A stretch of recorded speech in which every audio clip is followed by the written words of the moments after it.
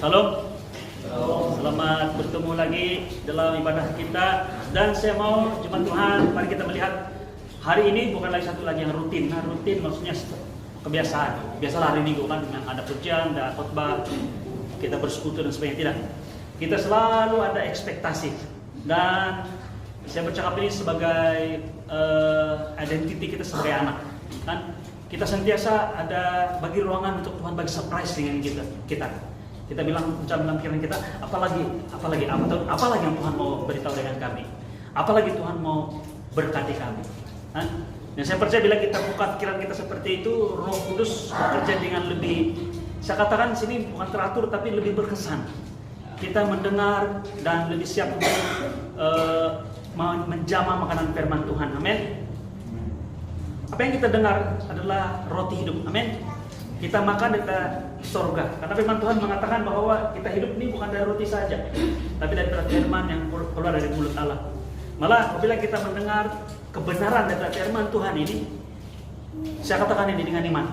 Semua problem, semua isu, semua persoalan yang berkaitan dengan kehidupan manusia, kita akan diurus oleh Tuhan. Sudah diurus oleh Tuhan. Maksudnya kita tinggal menerima dan menikmati saja. Jadi pertama-tama kita makan dulu apa yang Tuhan ingin berikan pada kita. Nah, mungkin apa yang kita sampaikan di depan jemaat, mungkin sudah kita pernah makan, sudah pernah dengar sebelum ini. Tapi saya percaya sebagai manusia kita selalu makan kan. Kita tidak pernah boring makan nasi, betul kan? Kadang-kadang kita rindu makan nasi. Makan burger saja, jadi mau makan nasi juga. Jadi kadang-kadang makan itu sama. Tapi saya percaya resipi yang baru. Terus kalau saya berdoa, kalau saya katakan Tuhan sediakan resipi baru dari surga untuk kami. Kalau resipi baru, walaupun bintanak saja, tapi ataupun roti saja, ataupun tinapung saja, ataupun apa lagi itu lempuka saja. Tapi kalau dia punya resipi baru luar biasa kan. Jadi kita punya selera pun luar biasa. Ya saya percaya Tuhan sediakan bagi kita makanan dengan resipi baru dari surga. Nah saya mau kita terus ikut siri khotbah ini, yaitu berkaitan dengan kasih Tuhan, kasih Bapa. Dasar ini dalam menyebabkan kita boleh menghadapi hidup kita seharian, sehari-hari, masa depan kita dengan penuh keyakinan, karena kita yakin kita dikasihi Bapa. Dan kita tahu bahwa melalui firman Tuhan kita dengar beberapa minggu yang sebelum ini, bukannya kasih Bapa, tapi kasih Gembala. Malah kasih seorang yang melebihi daripada yang kita pikir secara manusia. Sekarang manusia ini maksudnya pikiran manusia yang biasa, kan? Gembala, bukan gembala yang sembarangan, tapi kasih Gembala yang luar biasa. Kan? Kalau kita dengar firman Tuhan katakan, siapakah di antara kamu yang tidak meninggalkan, dia bilang, macam dia buat pelawak. Betul kan dia bilang, kan saya cakap ini, tidak meninggalkan yang 99 untuk mencari yang satu. Memang sebenarnya di dunia yang sebenar, dalam pikiran manusia yang sebenar, dalam norma manusia yang sebenar, jarang-jarang, saya kata mungkin tidak ada yang mau tinggalkan yang 99 untuk cari yang satu ini. Karena mereka tidak mau risiko yang 99 lagi ini akan mengalami masalah. Mau selesaikan yang satu, 99 lagi ada masalah. Jadi jarang-jarang ada gembala yang berpikiran secara orang bilang normal ataupun secara sehat menurut manusia dunia ini untuk bertindak demikian. Tapi ada seorang yang bertindak demikian, yaitu gembala kita yang salah satunya ini. Inilah partikular ataupun salah satunya gembala yang ada pada kita, yaitu pribadi Yesus yang sanggup buat ini semua. Kamu mengatakan begini, macam tidak bijak Yesus meninggalkan yang lain untuk mencari satu. Tapi jikalau saya katakan yang satu itu Anda dan saya percaya kamu tidak akan menolak ataupun menganggap ini satu ide yang buruk. Karena Yesus sanggup mencari yang hilang ini yang satu, yaitu Anda dan saya. Amin. Jadi ini gembala, bukan hanya kasih Gembala, kasih Bapa, tapi Bapa yang luar biasa, yang sedemikian rupa. Amin. Yang bukan hanya mengampuni, tapi tidak mengingat-ingat lagi dosa kita. Kan? Bapa di surga mengatakan, aku mengampuni segala kesalahan mereka, aku tidak mengingat-ingat lagi dosa mereka. Kalau Bapa kita di bumi, dia masih ingat, bilang, nah, kan saya sudah bagi tahu, sudah masih ingat ya. Peristiwa lama dalam didikan dan sebagainya. Tapi Bapak di surga, kamu tahu ada seorang Bapak yang tidak ingat lagi apa yang sudah kamu buat. Karena bagi Bapa di surga keadilan itu adalah keadilan. Kalau adil maksudnya bila satu itu sudah dihukum, itu maksudnya sudah hilang. Bukan hanya orang bilang maafkan, tapi lupakan. Kalau manusia mengatakan begini, I can forgive you, but I cannot forget what you have done. Saya boleh memaafkan, tapi saya tidak boleh lupakan. Kan? Tapi Bapa di surga tidak. Dia bukan hanya memaafkan, mengampuni, tapi dia melupakan. Dan itu firman Tuhan dia ulang dua kali dalam Ibrani 10, Ibrani 8. Ibrani 8, Ibrani 10 dia katakan, aku sekali-kali tidak lagi mengingat-ingatkan dosa mereka. Jadi kalau ada orang yang di mimbar di sini, bukan di sini ya, saya berdoa supaya bukan mimbar di sini. Tempat lain kita tidak tahu. Tapi kalau ada orang yang coba mengingat-ingatkan dosa kamu, itu bukan dari surga. Karena Bapa di surga tidak ingat lagi dosa kamu. Provided dengan syarat Anda sudah terima Yesus Kristus sebagai Tuhan dan selamat pribadi kamu. Kalau mereka yang belum lagi terima Yesus, mereka belum mendapat ini penebusannya yang Tuhan Yesus lakukan di kayu salib. Tuhan Yesus telah lakukan 4 hal ini dalam hidup kita. Bapa di surga menjadikan Yesus 4 hal ini dalam hidup kita. Dalam 1 Korintus pasal 1 ayat 30 firman Tuhan mengatakan, iya, Bapa di surga menjadikan iya, yaitu Yesus pertama-tama hikmat bagi kita. Kemudian pembenaran. Kemudian pengudusan. Dan yang keempat, penebusan. 4 hal ini terjadi dari kita. Bila kita terima Yesus, kita memiliki 4 hal ini. Hikmat, wisdom. Pembenaran, righteousness. Pengudusan, sanctification. Penebusan, redemption. Kita ditebus. Jadi semua ini sudah kita miliki. Tidak ada lagi yang bilang ada sedikit lagi di belakang kau, ada sedikit lagi di kaki kau, ada sedikit lagi di telinga kamu. Tidak ada. Semuanya sudah dikuduskan. Bukan karena Anda, bukan karena saya, bukan karena kebaikan kita, bukan karena kesetiaan kita. Tapi bila kita percaya, hanya apabila kita percaya pada Yesus Kristus yang melakukan semuanya bagi Anda dan saya. Dan ketika Yesus sebelum menyerahkan nyawanya, kan kita pikir bahwa Yesus dibunuh, kan? Dibunuh oleh orang-orang Rom, oleh karena tindakan daripada ahli Taurat dan juga hakim-hakim mengatakan itu menyerah pada Yesus dan dia dibunuh. Bukan dia dibunuh. Yesus mati bukan dia dibunuh. Yesus mati karena menyerahkan nyawanya. Tidak seorang pun yang boleh mengapa-apakan dia. Tidak siapa boleh apa-apakan dia, baik sakit maupun mati. Tapi Yesus menyerahkan dirinya supaya Anda dan saya boleh mengalami kebenaran. Amin.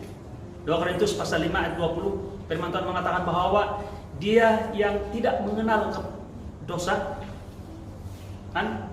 Di dalam dia tidak ada dosa. Orang mendapati, melihat dia pun tidak ada kesalahan dan sebagainya. Tapi Bapa di surga menjadikan dia dosa supaya Anda dan saya boleh menjadi atau memiliki kebenaran Allah. Nah, saya suka sekali pernyataan ini, kebenaran Allah, the righteousness of God. Kalau orang katakan dia bilang memiliki kebenaran titik saja sana, mungkin mentafsir bahwa itu kebenaran menurut undang-undang, menurut adat, menurut kebolehan saya untuk membenarkan diri saya, tidak. Tapi kebenaran Allah, maksudnya standar kebenaran di mata Tuhan. Bapa di surga melihat kebenaran itu luar biasa. Itu standar Bapa di surga. Sebabnya mengapa dia katakan jikalau kamu mau melakukan hukum Taurat, lakukan dengan sempurna, bukan terbaik. Tidak, Tuhan tidak melihat apa yang terbaik. Terbaik bagi kita ialah mungkin 99.99%. Tidak. Bapa di surga melihat perfect.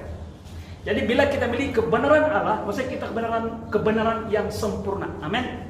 Dan inilah Bapa yang kita miliki dalam Yesus Kristus. Pada hari ini saya mau bawa kita untuk bawa satu lagi step. Amin. Kita berbicara tentang Bapa di surga. Tetapi kita perlu menjadi anak. Amin. Memiliki roh anak yang mau menerima ini. Seorang anak dia punya tugas satu saja, mewarisi. Boleh bersama dengan saya, mewarisi. Dia tidak usahakan semua apa yang dia dapat. Dia cuma mewarisi apa yang Bapak dia miliki. So mengapa balik-balik kali kita mengajar, firman Tuhan mengatakan Bapa di surga memberi kita Roh Kudus.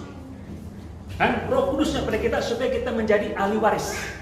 Kita layak mewarisi janji-janji yang Tuhan berikan kepada kita. Malah janji Abraham. Amin. Karena ini adalah penerimaan ataupun satu yang kita miliki berdasarkan warisan. Amin. Di dalam firman Tuhan, mari kita mulai ini.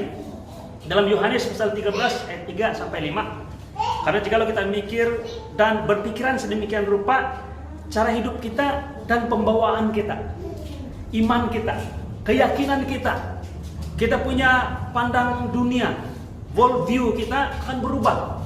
Amin. Kalau kita sadar siapa kita sebagai anak. Mungkin kamu katakan, Tuan Tua, mungkin ada satu prinsip bagaimana menjadi anak. Bukan prinsip menjadi anak. Sebenarnya satu hal yang kamu sadar, yang perlu kamu terima dengan iman, identiti kamu. Bila kamu menerima Yesus Kristus sebagai Tuhan dan Selamat pribadi kamu, kamu perlu sadar bahwa kamu memiliki roh anak ini. Seminggu lepas kita bicara tentang adakah orang-orang Kristen masih lagi menerima kutuk ini, betul kan? Ada orang percaya boleh menerima kutuk ini? Saya katakan iya atau tidak, iya dan tidak. Tidak, jikalau kamu lihat bahwa kamu tidak lagi di bawah kutuk. Tapi lebih tepat lagi jikalau kamu tidak hidup menurut hukum Taurat. Bagaimana hidup menurut hukum Taurat? Maksudnya menurut apa yang saya buat. Kesan dari apa yang saya buat. Kan? Kita yakin bahwa itu mempengaruhi hidup kita, maka kamu akan menerima kutuk yang sedemikian rupa. Tuhan mau menyadarkan kita bahwa bila kita menerima roh anak, roh kudus yang menyebabkan kita jadi anak, mewarisi semua janji Abraham, Tuhan mau kita tahu bahwa kita telah ditebus dari kutuk hukum Taurat. Maksudnya apapun yang kita buat tidak akan memberi impact kepada kita. Dan saya bicara tentang hal-hal yang negatif. Karena hukum Taurat mengatakan terkutuklah mereka yang tergantung di kayu salib. Kenapa tergantung di kayu salib? Terkutuk. Karena itu adalah kutuk kegagalan melakukan hukum Taurat. Siapa yang gagal melakukan hukum Taurat?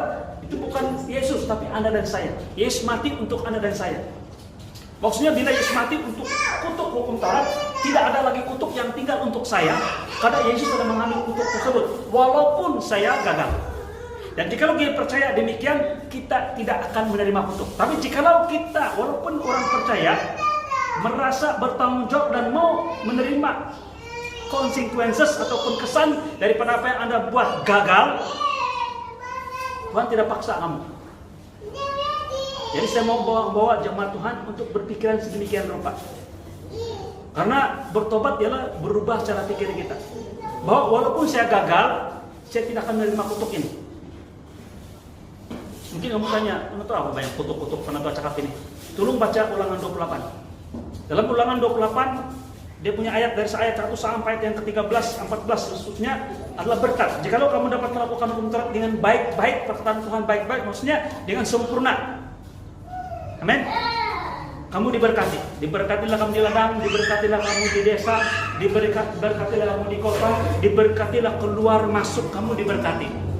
Tapi jikalau kamu gagal, dari mulai ayat 15, Ulangan 28, kamu akan menerima kutuk. Dan Tuhan katakan sini bukan berbicara tentang jikalau kamu gagal semua, tidak. Walaupun kamu gagal satu. Karena standar kebenaran ataupun kekudusan di depan Tuhan bukan hanya saya baik 99%. Kamu harus baik 100%. Jadi walaupun kamu tidak berzina, tapi kamu mencuri, kamu dianggap sebagai penzina di mata Tuhan. Jadi bila kita gagal, kita akan menerima kutuk.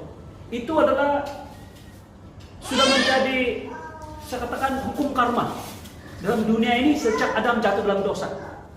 Ketika dia memulai bergantung, dia melepaskan pertanggungjawaban Tuhan tentang baik dan benar itu di mata Tuhan. Dia mau itu supaya itu dipertanggungjawabkan oleh dia. Dia mau memutuskan apa yang baik, apa yang jahat bagi dia. Dia mulai merasa dan menikmati segala kesan-kesan daripada perbuatan dia, kegagalan dia. Dan hukum Taurat hanya meneguhkan kepada kita bahwa betapa kita ini orang-orang yang berdosa. Amin. Ya saudaraku, Bapa di surga telah membebaskan kita dari kutuk hukum Taurat ini. Dan saya mau jemaat Tuhan untuk berpikiran bersama dengan saya bahwa walaupun saya tidak sempurna, malah kita semua tidak sempurna. Di mata Tuhan kita sempurna. Bukan karena kita sempurna, tapi karena Yesus menyempurnakan kita melalui darahnya di kayu salib. Amin. Jadi bila kita sadar Saya balik lagi, pusing balik nih kan. Jemaat Tuhan.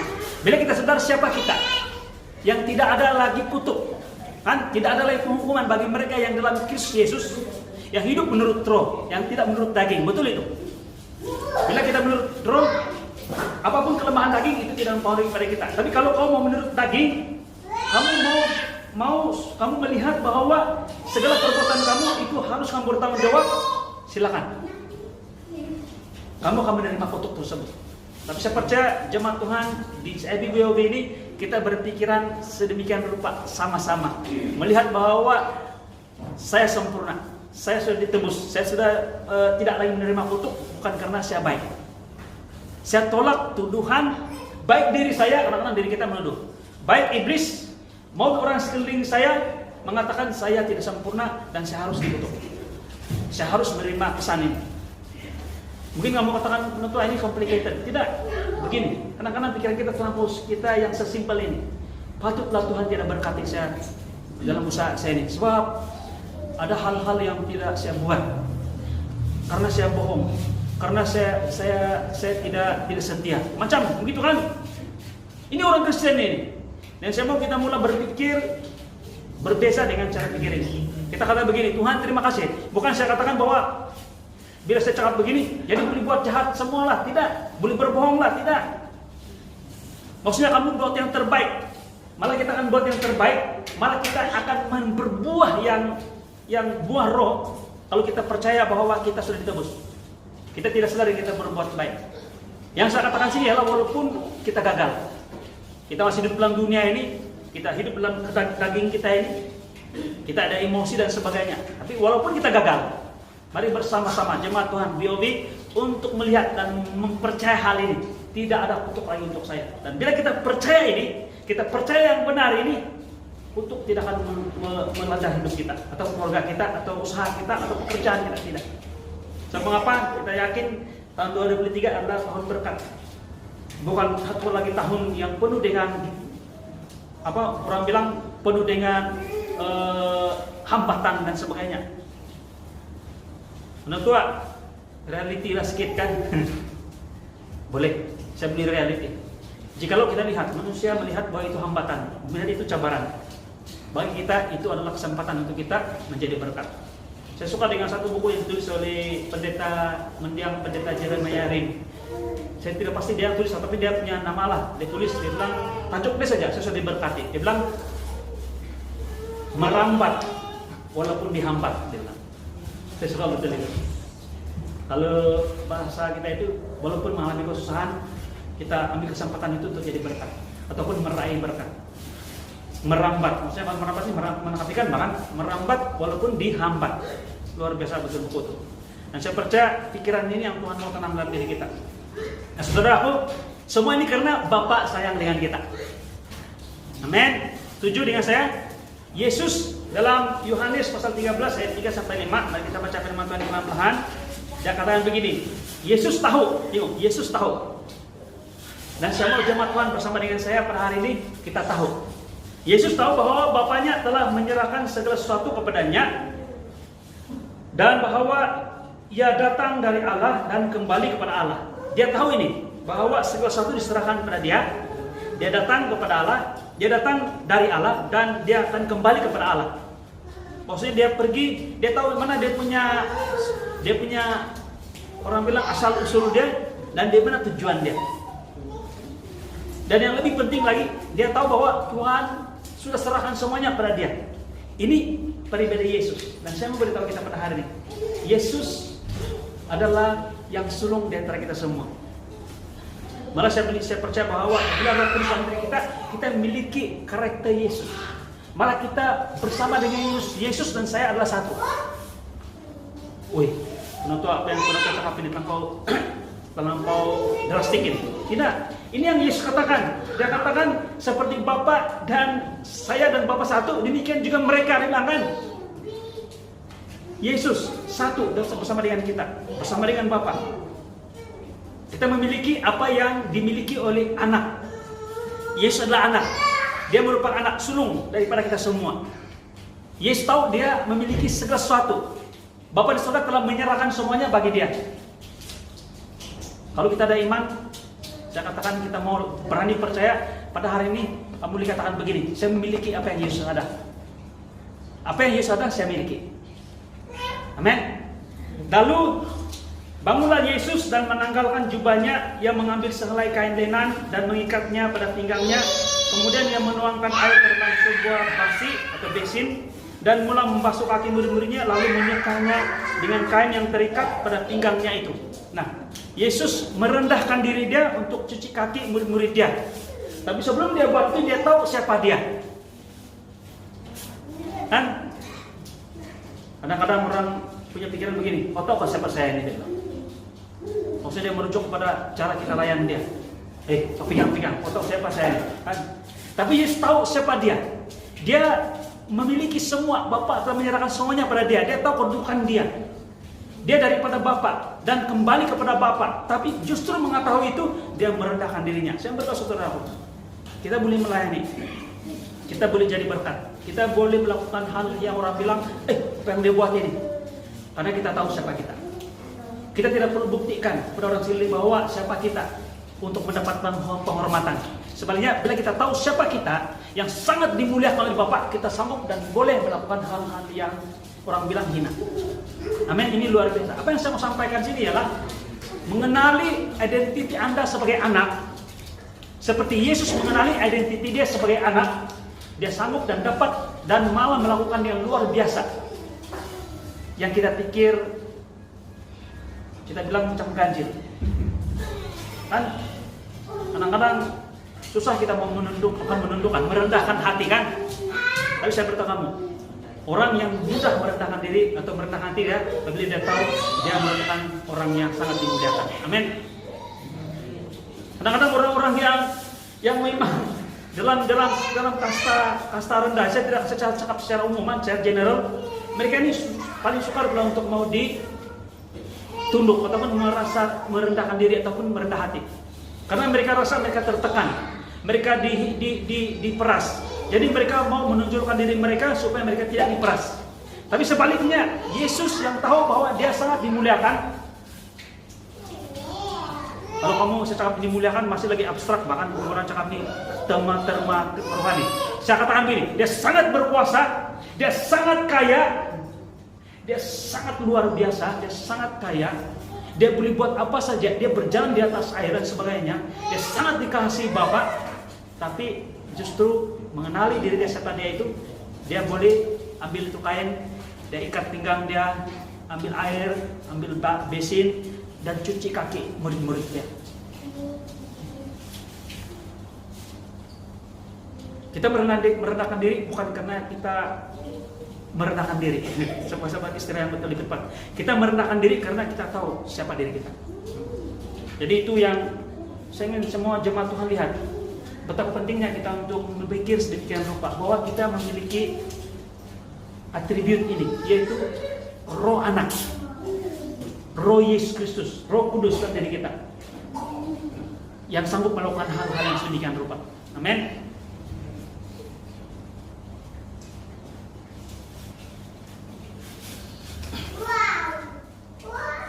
Saya suka betul ini, so kalau kita pergi di gereja seperti ini, sebenarnya kita sedang belajar. Belajar untuk apa? Belajar untuk menjadi anak. Lihat bahwa gereja tempat kita untuk belajar menjadi anak yang dikasih, bukan menjadi anak tetapi anak yang dikasih. Yesus Kristus ketika dia berada di tempat yang paling rendah di dunia ini. Kamu tahu di bumi ada tempat yang paling rendah sekali. Jangan cakap yang itu lombong bawah tanah lah. Maksudnya permukaan bumi yang paling rendah. Itu terletak di lembah Sungai Yordan. Ketika Yesus dibaptis di Sungai Yordan, dia keluar daripada dibaptis oleh Yohanes. Bila dia keluar daripada air, kedengaran suara dari surga. Bapa di surga mengatakan, inilah anak yang kukasihi, kan? Kepadanya aku berkenan. Yang paling rendah. Maksud paling rendah, dia sangat dikasih. Dan satu ketika lagi, ayat yang sama Bapa di surga gunakan ini kepada Yesus ketika dia berada di tempat yang paling tinggi di Israel. Yaitu satu tempat yang saya percaya ini adalah di Gunung Hermon. Waktu Yesus mengalami satu peristiwa bersama dengan Yohanes, Yakobus dan Petrus di satu bukit, satu tempat yang tinggi. Ketika Yesus bawa mereka pergi berdoa, Yesus mengalami transfigurasi ataupun perubahan. Dia punya tubuh menjadi bercahaya dan kelihatan kiri kanan Ilya dan Elisa. Kemudian Petrus terbangun. Waktu dia sedang berehat, Petrus terbangun dan dia terkejut dia nampak Yesus, Ilya dan Elisa. Musa, minta maaf saya, Ilya dan Musa, minta maaf saya. Dengan keadaan yang masih lagi, saya katakan mungkin dalam keadaan yang gemetar, dalam keadaan terkejut, bukan panik lah, tapi dalam keadaan yang masih lagi mungkin tidak berpikiran sangat waras, betul, jangan ambil. Yesus dibilang, bagus kita bina tiga kemah di atas bukit ini. Bagus juga si Petrus, cepat juga dia bertindak. Dia bilang, satu untuk Musa, satu untuk Ilya, dan satu untuk Yesus. Dia bilang, maksudnya dia mau kasih sama rata juga. Kemudian kedengaran suara, tempat yang paling tinggi ini di bukit dari sorga. Firman Tuhan mengatakan, inilah anak yang kukasih, Yesus. Inilah anak kukasih. Dan dia tambah, dengarkanlah ia. Maksudnya bukan dengar kepada Ilya, bukan kepada Musa. Musa mewakili hukum Taurat. Ilya pula mewakili pada ajaran ataupun semua kitab-kitab Nabi. Apa yang Tuhan katakan, Bapak Saudara katakan ialah dengarkanlah Yesus. Mungkin orang bilang, bukan tafsiran dia bukan begitulah, kan? Tapi pada hari ini saya memberitahu bahwa di tempat yang paling rendah Yesus sangat dikasihi, tempat yang paling tinggi Yesus sangat dikasihi. Dia adalah anak sulung yang tahu bahwa dia dikasihi Bapa. Kita adalah anak yang berikutnya. Amin. Bila kita menerima Yesus, kita menjadi anak. Kita menerima Roh Kudus yang menyebabkan kita boleh memanggil Bapa di surga, ya Aba, ya Bapa. Amin. Dan kita memiliki keistimewaan yang sama ini. Pada ketika Anda paling baik dalam kehidupan Anda sebagai orang Kristen, yang paling mungkin orang bisa melayani mimbar, saya melayani dan sebagainya, Tuhan sangat sayang dengan kamu. Tapi saya beritahu kamu, bukan hanya pada waktu itu, pada waktu kamu sedang lemah, pada lembah yang paling rendah dalam dunia ini, dalam hidup Anda, Tuhan Yesus, Bapa di surga masih mengatakan ini, inilah anak yang kukasihi. Amin. Roh Kudus mengajar kita. Saya lihatkan macam mana Tuhan mengajar kita melalui mimbar, bukan hanya sembarangan. Dia mau kita belajar untuk menjadi anak. Karena anak dia tugas satu saja, beri bersama dengan saya. Satu saja tugas anak ini, terima semua yang dari Bapak. Orang pikir, tapi Bapak saya lain. Jangan pikir sama dengan Bapak yang kita di surga, di bumi ini. Kita memiliki Bapak yang di surga, Gembala yang satu-satunya ini, amin, yang mengasihi kita dengan luar biasa. Sedangkan Bapak kita di bumi ini pun bagus, cukup bagus sudah kan. Apalagi Bapak kita di surga. Saya mau kita sama-sama berpikir seperti ini. Dalam 1 Korintus pasal 2 ayat 12 firman Tuhan mengatakan, kita tidak menerima roh dunia, amin. Tapi roh yang berasal dari Allah supaya kita tahu apa yang dikaruniakan Allah kepada kita. Tuhan mau kita tahu. Roh Kudus mengajar kita supaya kita tahu siapa kita. Bukan, malah saya ingin beritahu sini bahwa sebenarnya di ibadah kita ketika kita mengandalkan Tuhan adalah proses untuk kita menyuci kaki kita dengan firman Tuhan. Kaki, kenapa Yesus masuk kaki murid-murid Yesus? Kamu mungkin tanyakan, Petrus bilang, soalnya si Petrus lah, dalam firman Tuhan mengatakan, bila sampai si Petrus bilang, Tuhan, kenapa kamu cuci kaki saya? Terus Tuhan Yesus bilang, kalau saya tidak cuci kaki kamu tidak ada bahagia di dalam kerjaan surga. Oh, kalau begitu jangan kaki saja, tubuh saya semua lah, dia bilang. Dan Tuhan Yesus bilang, tidak, hanya kaki saja, yang lain tidak perlu. Kenapa kaki?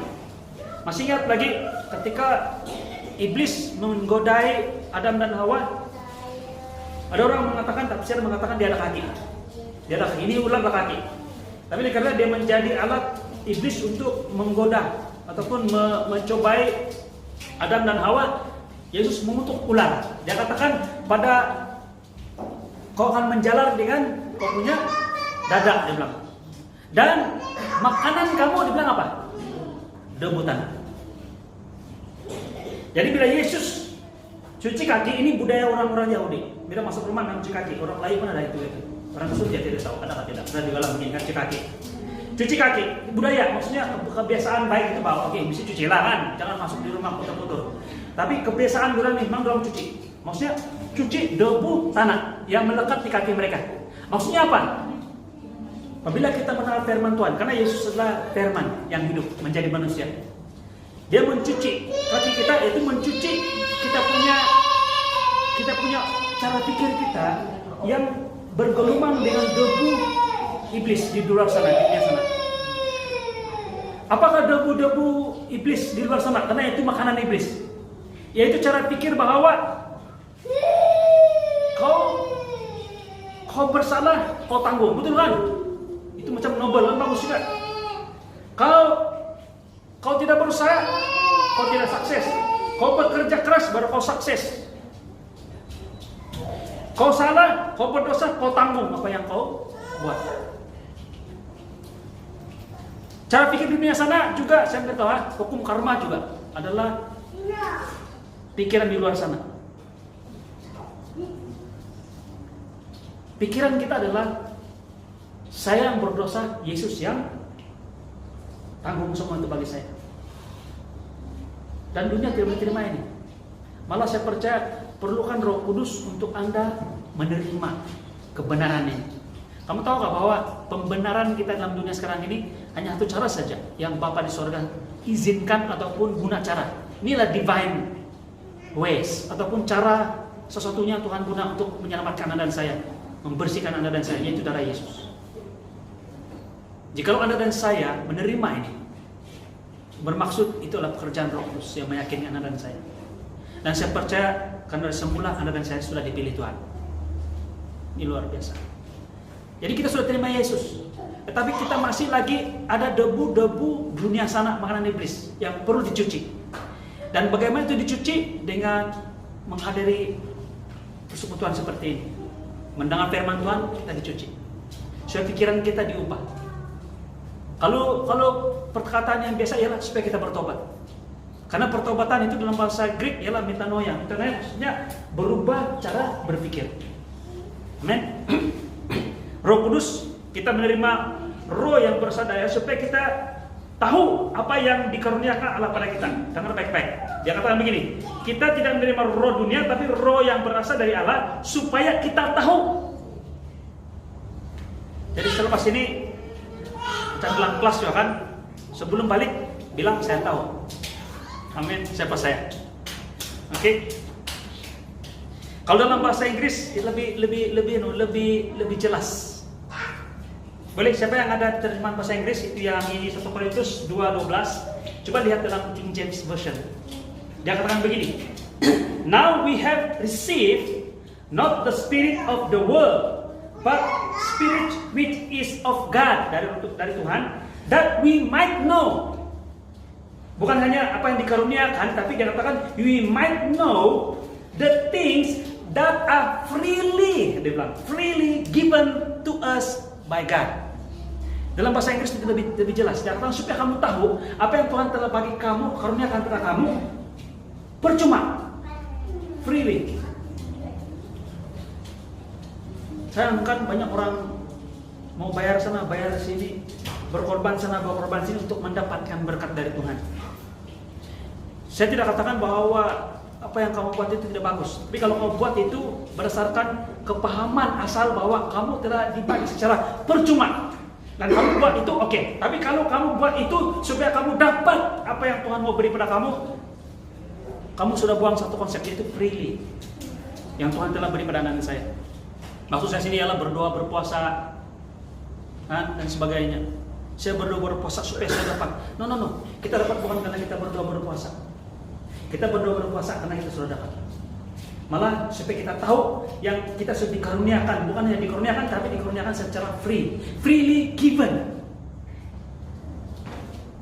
Orang bilang, jadi ini murah ini, penentua free saja, tidak harga. No. Dia percuma, tapi bukan free, bukan tidak ada harga. Kita terima free, tapi Yesus bayar itu dengan harga yang mahal, dengan darahnya. Maksudnya Yesus yang bayar untuk Anda dan saya. Amen. Kalau kita tengok di dalam Yohanes pasal 3 dan pasal 4, saya kasih overview saja nih. Yohanes 3 kita sudah sentuh ini. Kalau Yohanes pasal 3 kita belajar tentang si Nikodemus kan. Dia datang Terus dia bilang sama Yesus, kami tahu kau datang dari Allah. Dia bilang, kami tahu, dia sudah tahu. Tapi apabila dia tahu, Yesus bilang, kau mesti dilahirkan kembali. Dia bilang. Kadang-kadang orang bilang saya tahu, tapi sebenarnya tidak tahu. Di Yohanes pasal yang keempat, seorang perempuan Samaria, tidak ada pendidikan, malah Samaria, orang yang ditolak oleh orang-orang Israel. Mula-mula dia cakap begini kepada Yesus, orang Yahudi, Tuhan adalah orang Yahudi. Kemudian dia katakan, Lord, Tuhan, dia ingin meningkat. Kemudian di ujung pertemuan itu dia panggil Yesus adalah juru selamat, Mesaya. Dan dia tahu, bukannya dia tahu, tapi dia keluar beritahu kepada orang lain, dia sudah jumpa juru selamat. Dan Tuhan Yesus sudah pernah beritahu kepada perempuan Samaria ini, kamu perlu dilahirkan kembali.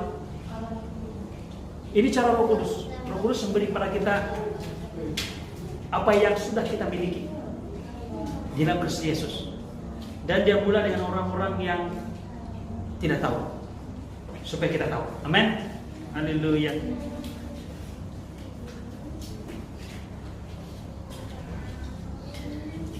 Saudaraku, sudah kita belajar sebanyak-banyak nama Bapa di surga, kan? Yesus datang untuk memperkenalkan satu nama kepada Anda dan saya, malah kepada orang Israel, yaitu nama Bapa. Kan kita tahu bahwa nama Tuhan itu luar biasa. Di perjanjian lama banyak nama. Antara yang saya sentuh pada hari ini ialah dipanggil El Elyon. El Elyon maksudnya Allah yang Maha Tinggi. Bila itu perkataan El Elyon itu muncul dalam Alkitab, ketika Abraham bertemu dengan Imam Allah yang Maha Tinggi, yaitu Melkisedek. Lebih tepat lagi sebenarnya bukan Abraham yang pergi jumpa Melkisedek. Melkisedek yang pergi berjumpa dengan Abraham. Bila itu berlaku, selepas satu peristiwa Abraham berjaya mengalahkan 3 raja, kan? Karena Raja Sodom dan Gomora ditawan oleh 3 raja ini, dan semua dia punya orang-orang disandera ataupun ditawan. Termasuklah salah seorang yang tinggal di Sodom waktu itu, yaitu dia punya anak kemanakan, si Lot. Jadi sebenarnya Abraham bukan mau selamatkan Raja Sodom daripada 3 raja ini, tidak. Dia mau selamatkan dia punya anak buah ini, si Lot. Jadi bila dia pergi selamatkan Lot dengan dia punya kira-kira sampai 300 lebih orang, dia punya orang, dia dapat kalahkan 3 raja ini dan selamatkan bukan hanya Lot tapi juga Raja Sodom. Jadi Sodom bilang, semua yang kau selamatkan, kau ambillah semua itu harta itu. Kecuali sama ini orang-orang yang di Raja Sodom dia gay. Kamu tahu gak yang Raja Sodom ini gay? Dia suka lelaki. Tapi Abraham bilang, saya tidak mau ambil semua. Nanti kau ambil alasan bahwa bila kau bagi sama saya itu, saya ambil, kau bilang kau yang kasih kaya saya Sodom. Kau yang kasih kaya saya Abraham. Tapi sebaliknya apa yang berlaku, dia bertemu dengan Melkisedek, dan Melkisedek membawa di tangan kanan kirinya roti dan anggur, kan? Pemilihan roti dan anggur, macam perjamuan kudus.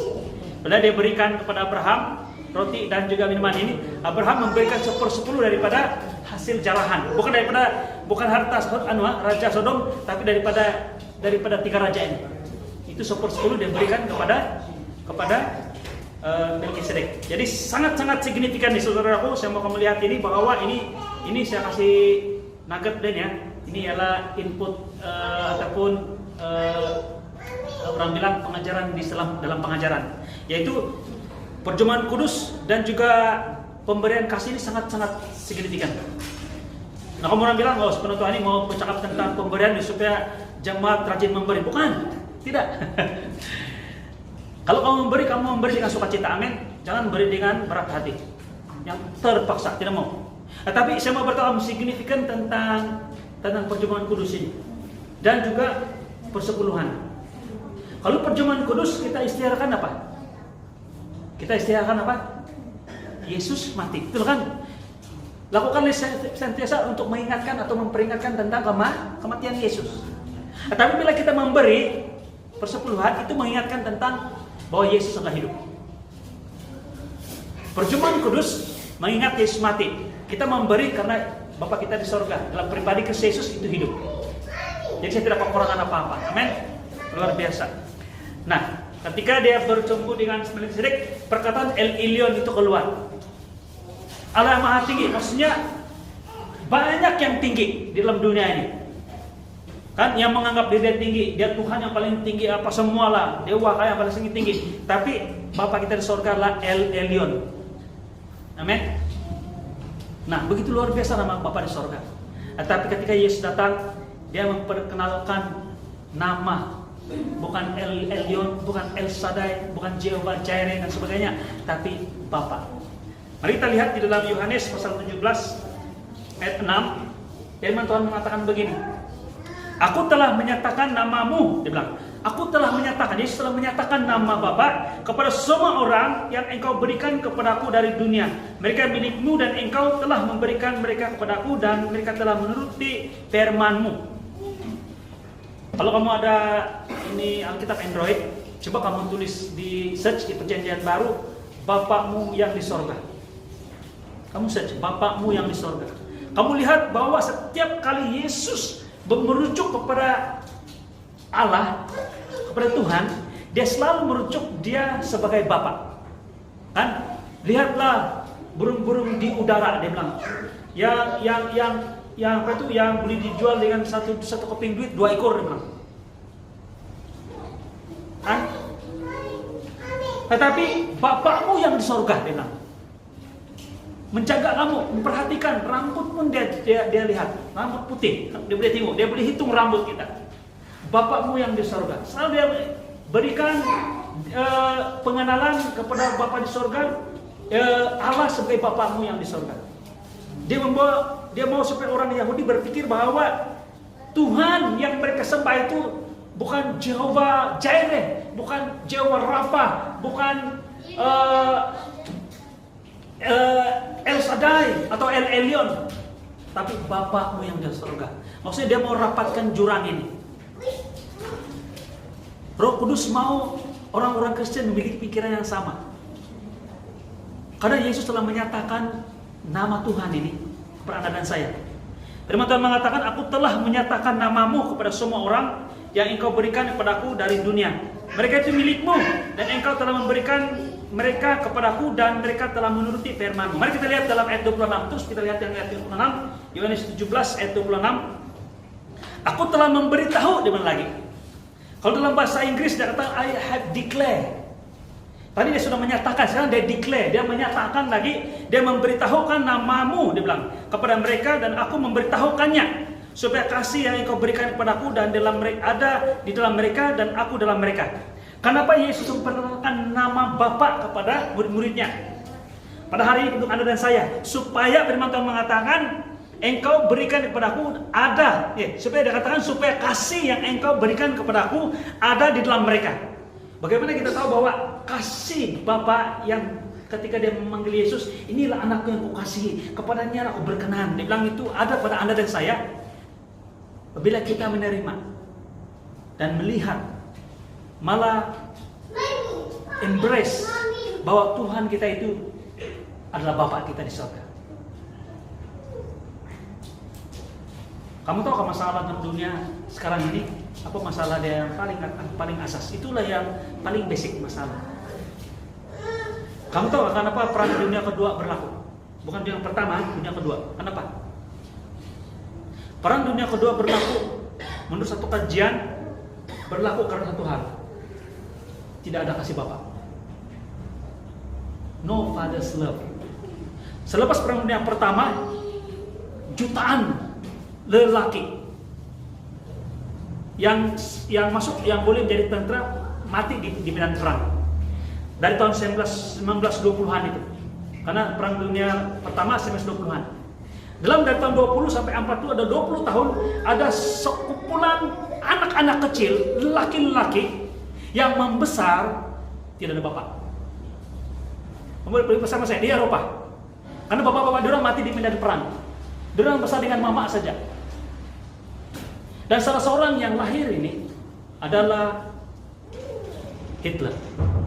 Kamu tahu apakah nama Hitler? Panggilan untuk dia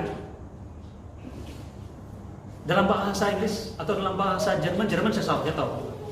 yaitu Führer. F-U-R-R-E-R, pikiran jantung, Führer. Führer maksudnya father.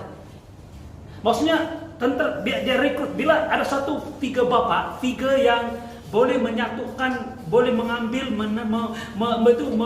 mengambil tempat kekosongan bapak, kasih bapak dalam hati anak-anak orang Jerman. Mereka menjadi bangkit dan begitu luar biasa, mereka punya kekuatan semangat dan sebagainya. Dan itulah membangkitkan perang dunia kedua berikutnya. Nah, tua, jangan cakap pasal sejarah, cakap pasal kitab supaya orang paham. Oke, mari kita lihat di dalam Maliaki pasal 4 ayat 5 dan 6. Firman Tuhan mengatakan begini. Maliaki. Kamu tidak tahu Maliaki di sebelah Matius. Sebelum Matius, Maliaki. Kitab yang paling terakhir dalam kitab Perjanjian Lama. Dan ini menggambarkan isu problem yang mendasar pada dunia sekarang ini. Kalau di Amerika saja orang buat kajian, mereka yang membunuh, merompak, melakukan aksi-aksi yang ganas, yang memberontak dan sebagainya. Kebanyakan mereka adalah mereka yang tidak mempunyai bapak. Saudaraku, ini jelas. Ini yang dalam keadaan semasa sekarang berlaku ini.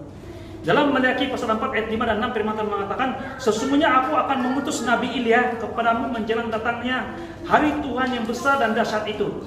Maka ia akan membuat hati bapak-bapak berbalik kepada anak-anaknya dan hati anak-anak kepada bapak-bapaknya, supaya jangan aku datang memukul bumi sehingga musnah. Saya beritahu kamu, apa yang akan bumi jadi musnah? Karena kasih bapak dan anak ini retak. Jadi dalam zaman Ilya, firman Tuhan mengatakan bahwa dia akan antar Ilya untuk memulihkan ini.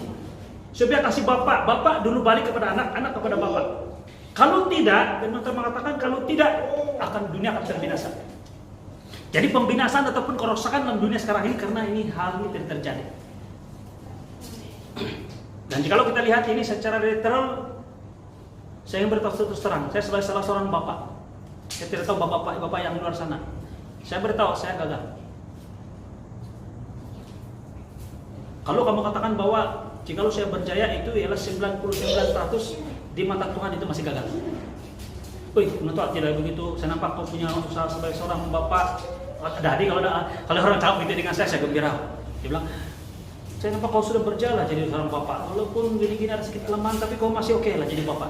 Saya gembira sudah. Tapi di mata Tuhan, 99% baik itu bukan sempurna. Sama mengapa Yesus datang untuk memulihkan ini? Dia membawa 3 bapak yang sebenar, di mana semua kita, termasuk anak-anak, bukan fokus kepada bapak kamu yang di bumi ini. Supaya kita semua sama-sama yang memerlukan kasih bapak, fokus kepada satu hal, satu pribadi yang dibawa oleh Yesus. Dia nyatakan ini, dia beritahukannya, dia declare ini kepada anda dan saya bahwa ada seorang bapak yang mengasihi mereka. Sehingga bapak yang di bumi yang menerima kebenaran ini dipulihkan. Dan apabila kami boleh mengasihi anak-anak kami, keluarga kita, itu karena limpahan dari kasih bapak yang kita miliki. Ini luar biasa. Saudaraku, betul kan? Di Maliaki itu masalah, isu dia, problem dia. Di Matius, Yesus datang sebagai penyelesai bagi anda dan saya. Luar biasa.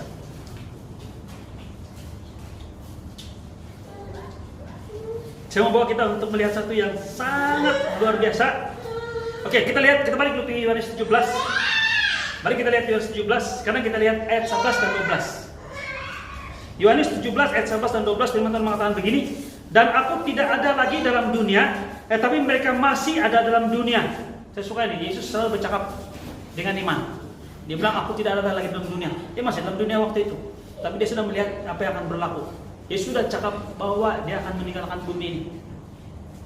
Maksudnya Tuhan Yesus bercakap dengan iman. Dia istiharkan apa yang belum ada, dia sudah ada. Amin. Dia katakan, tapi mereka masih ada dalam dunia, dan aku datang kepadamu, ya Bapa yang kudus, peliharalah mereka dalam namamu, yaitu namamu yang telah engkau berikan kepadaku, supaya mereka menjadi satu sama seperti kita. Selama aku bersama mereka, aku memelihara mereka dalam namamu. Jadi bagaimana Yesus memelihara murid-murid Yesus? pada ketika dia bersama-sama dengan mereka dengan nama Bapa, dengan pernyataan Bapa. Amin. Dia katakan begini, yaitu namamu yang telah engkau berikan kepadaku. Aku telah menjaga mereka dan tidak ada seorang pun dari mereka yang binasa selain daripada dia yang telah ditentukan untuk binasa, supaya genaplah yang tertulis dalam kitab suci, yaitu merujuk kepada sesuatunya yang tidak diselamatkan ini, yaitu si Yudas. Kita tahu kan ini ialah Yudas. Tapi yang lain semua terpelihara. Dan bagaimana Yesus meliharanya? Dalam nama Bapa. Maksudnya apabila kita melihat kebenaran kasih Bapa dalam hidup Anda dan saya, itu yang memelihara kita. Dan dalam Wahyu, mari kita lihat ini. Dalam Wahyu, dan satu saya mau ini kita lihat sebagai satu ekstra hari ini. Boleh kan kita belajar sedikit tentang akhir zaman? Boleh kan? Wah, tidak excited kenapa kamu ini? Kamu tentang akhir zaman. Saya bertanya kamu, saya pastikan kalau kita menceritakan tentang akhir zaman, itu bukan berita menakutkan. Bagi kita yang percaya pada Yesus, berita akhir zaman adalah berita gembira. Kalau kamu masih merasa takut, maksudnya kamu menerima message yang salah. Tolong bertobat. Haleluya. Macam tidak serius si penentuan. Betul, saya cakap ini. Message akhir zaman adalah message sepatutnya menggembirakan Anda dan saya. Kita excited. Kalau message akhir zaman, maksudnya dia ada alias ini kan kiamat. Itu menyebabkan kita takut. Kalau ada orang yang menggunakan konsep ataupun menggunakan berita akhir zaman ini untuk menakutkan jemaat, saya itu bukan dari Tuhan. Betul. Berita gembira adalah berita gembira. Injil adalah berita gembira, bukan berita menakutkan. Boleh bersama dengan saya?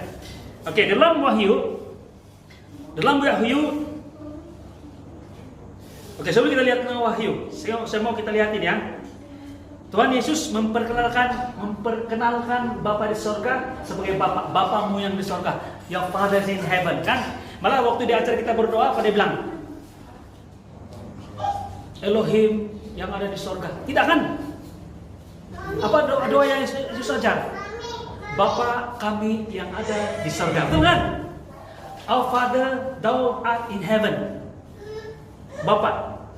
Bukan dia bilang murid Yesus, si Yohanes mengajar murid-murid dia berdoa. Ajar kami berdoa juga supaya kami boleh berdoa. Tuhan Yesus bilang, oke, kalau orang mau minta ajar berdoa, oke, begini. El Shaddai yang ada di sorga. Tidak. Bapa kami yang ada di sorga, kan? Jadi Yesus memperkenalkan nama Bapa ini. Nah, saya mau tanya, lihat. Kamu katakan begini, penatua, kita ini hamba-hamba Tuhan, betul kan? Macam mana itu hamba atau pelayan itu muncul? Kalau Yesus adalah guru, kita adalah. Kalau Yesus adalah guru, kalau kita lihat Yesus adalah guru, kita sebagai murid, disciple, betul kan? Jadi kalau kamu hanya menganggap Yesus, kamu menganggap diri kamu sebagai disciple, maka sebenarnya minta kamu melihat Yesus hanya sebagai guru, bukan Tuhan. Kalau kamu melihat Yesus sebagai Tuhan dan master, boleh bersama dengan saya, master, ketua, bos, kamu sebagai apa? Kamu lihat diri kamu sebagai apa? Hamba, betul. Kalau kamu melihat diri kamu sebagai hamba, kamu melihat Bapa di surga ataupun Yesus adalah macam bos, macam master, raja. Betul, dia raja, dia master dan sebagainya. Dia adalah guru kita, betul, amin. Tapi Yesus memperkenalkan diri Bapa di surga sebagai Bapa. Dan jikalau kita lihat Yesus sebagai Bapa, Anda dan saya sebagai apa? Yes. Pada hari ini mari kita bertobat. Mari kita berubah pikiran. Daripada memikirkan kita sebagai hamba, mungkin bagus, servant bagus banget juga. Tapi kita boleh jadi servant kalau kita tahu siapa kita, diri kita sebagai anak. Atau sebagai apa orang bilang, sebagai murid saja. Kalau kita lihat itu sebagai guru, tapi pada hari kita lihat diri kita sebagai anak. Dalam Wahyu pasal 7 ayat 3. Mari kita lihat ini Wahyu pasal 7 ayat 3, mau habis sudah nih, mau tutup sudah. Oke, haleluya. Kamu tahu selalu saya sebelum rumah bilang saya mau khotbah kritik, saya satu setengah jam hari saya bilang kita tahu lah, saya tidak pandai lah mengatur waktu kan. Tapi kalau ibadah 1 jam atau setengah jam macam ibadah kan di gereja lain mau 2 jam 3 jam mau. Oke, itu coksa. Dalam Wahyu pasal 7 ayat 3 dia katakan begini. Katanya, janganlah merusakkan bumi atau laut atau pohon-pohon sebelum kami memeteraikan hamba-hamba Allah kami pada dahi mereka. Sekali lagi, dia katakan begini, janganlah merusakkan bumi atau laut atau pohon-pohon sebelum kami memeteraikan hamba-hamba Allah kami pada dahi mereka. Ini Wahyu. Maksudnya begini, Tuhan bilang pada waktu akhir zaman, jangan dulu kasih rusak semua ini bumi. Jangan kasih rusak itu apa sini, katakan sini pohon-pohon, merusakkan bumi atau laut. Sebelum Tuhan memeterai hamba-hamba Dia, memeterai anak-anak Dia. Boleh bersama dengan saya? Mari kita lihat apakah meterai tersebut. Maksudnya bila saudara tanda, baru boleh pisahkan antara yang bahwa dia kasih rusak di bumi lah. Maksudnya di bumi kan masih mirlet bagi kita dengan campur kita dengan orang yang tidak ada tanda. Jadi Tuhan bilang jangan merusakkan bumi sebelum kita kasih tanda, meterai dulu kepada orang-orang yang percaya ini. Boleh bersama dengan saya? Kenapa? Karena dalam Yohanes tadi firman Tuhan mengatakan, Yesus mengatakan melindungi, maksudnya nama Bapa yang ada pada kita itu adalah perlindungan. Firman Tuhan mengatakan, saya akan pergi kepadamu, mereka tinggal di sini. Jagailah mereka dalam namamu, jagalah mereka dalam namamu, lindungi mereka karena mereka masih di bumi. Anda dan saya sekarang masih di bumi, kita perlu mengalami perlindungan. Perlindungan itu adalah ada pada namanya. Dan perkataan firman Tuhan mengatakan jangan apa-apaan bumi ini dulu sebelum ada meterai. Meterai itu apa? Mari kita lihat dalam Wahyu 14 ayat yang ke-1, yang pertama. Firman Tuhan mengatakan begini. Wah, luar biasa. Dan aku melihat sesungguhnya anak domba berdiri di bukit Sion dan bersama-sama dengan dia 144.000 orang dan di dahi mereka. Ini 144.000 ini orang ini. Kalau ada satu kita punya, tidak tahu kita boleh bilang cousin kita, kasih tidak tahu kita boleh cakap dengan mereka. Mereka percaya di kalangan mereka yang boleh dapat ini kumpulan 144.000 ini. Jadi mereka berusaha untuk membuat yang terbaik, termasuklah memberitakan ini. Saya katakan Injil dan rumah-rumah, tapi sebenarnya mereka beritakan ialah percayaan mereka, bukan Yesus. Supaya mereka terhitung dari 144.000. Saya berkata kamu, 144.000 ini adalah di kalangan orang-orang Yahudi. Boleh bersama dengan saya, ini orang-orang Yahudi ya, jangan kita perasan.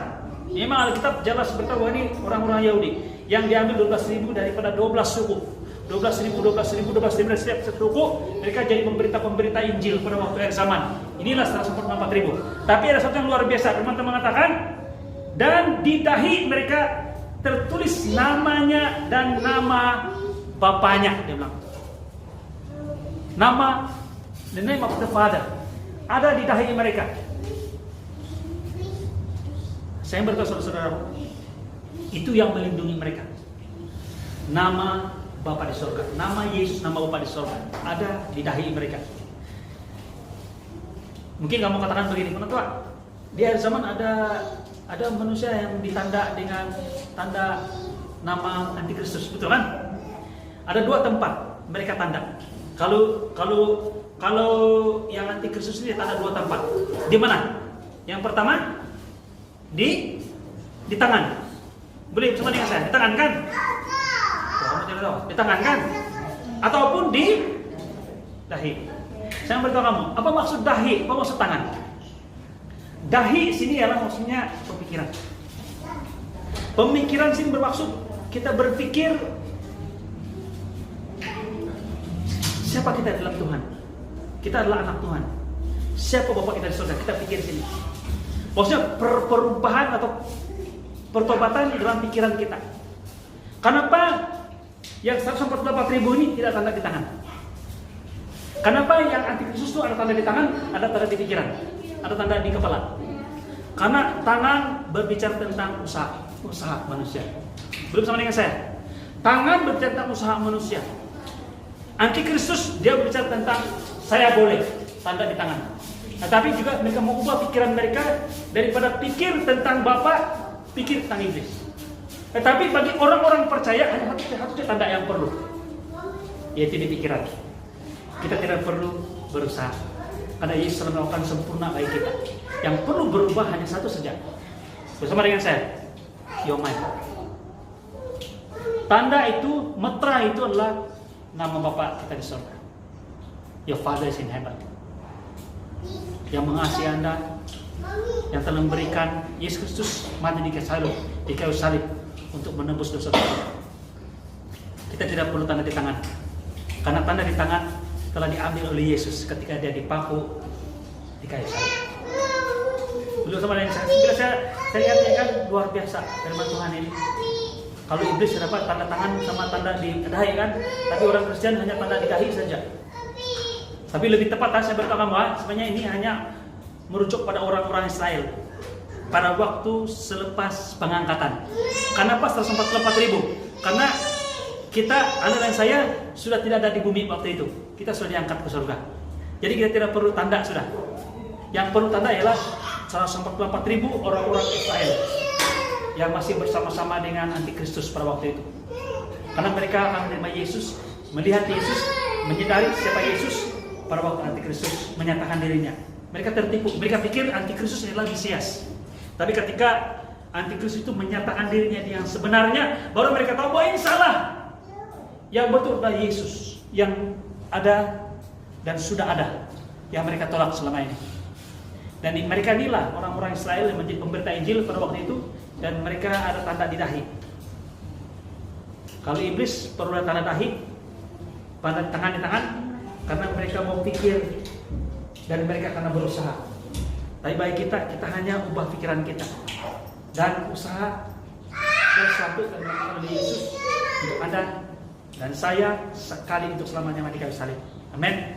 Haleluya. Tuhan. Saya tutup dengan firman Tuhan yang terdapat dalam Yeremia. Haleluya.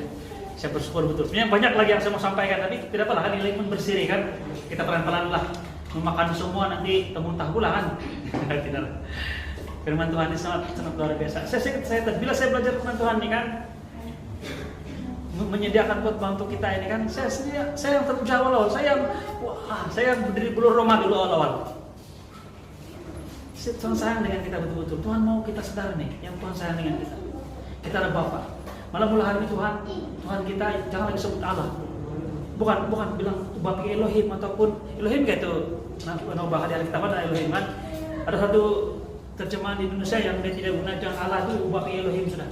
Tapi saya mau beritahu kita, kalau kita mau ubahlah daripada Allah itu, tolong kasih priority ini, yaitu Bapa di surga. Amin. Dalam Yeremia pasal 3 ayat 19.